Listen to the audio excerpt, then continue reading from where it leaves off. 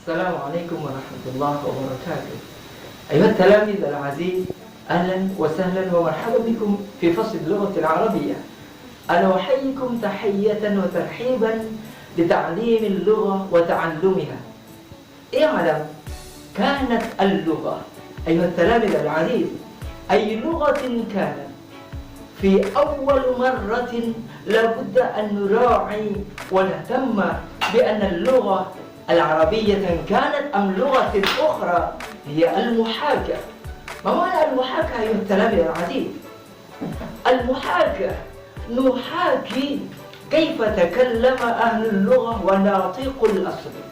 إذا تكلم أهل اللغة عن أي شيء فنتكلم ونحاكي كذلك أيضا. فلا يمكننا أن نتكلم ونستعمل اللغة العربية كاللغة الأم. مثلا إذا قلنا الأستاذ جاء غضب، هذه عبارة خاطئة. إذا أيها التلاميذ العزيز أول مرة لابد أن نحاكي كيف أهل اللغة يتكلم وناطق عن اللغة.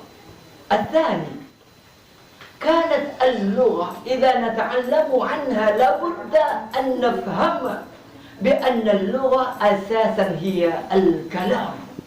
اللغة أساسا هي الكلام. والثاني، للكلام لابد أن نفهم المفردات، والمفردات ليس هناك طريقة إلا الحفظ. إذا حفظ المفردات شيء مهم لنفهم اللغة ولنتكلم عن اللغة أي لغة كانت. والثالث، بعدما نحصل على المفردات لابد التدريب اللغوي. إذا كانت عندنا مفردات كثيرة ولم ندرب عليها يوميا كأداة الاتصال فيما بيننا فلا يمكن أن نتكلم واستعملها كأداة الاتصال. سوف ضاعت اللغة وسوف ضاعت المفردات الكثيرة التي قد حفظنا عليها. والرابع، لا بد عندنا بيئة اللغة، وهذه المراعاة التي لا بد أن نراعي عليها في تعلم اللغة أي لغة كانت ولو كانت لغة الأم. عزيزي التلاميذ، مرحبا بكم في فصل اللغة العربية.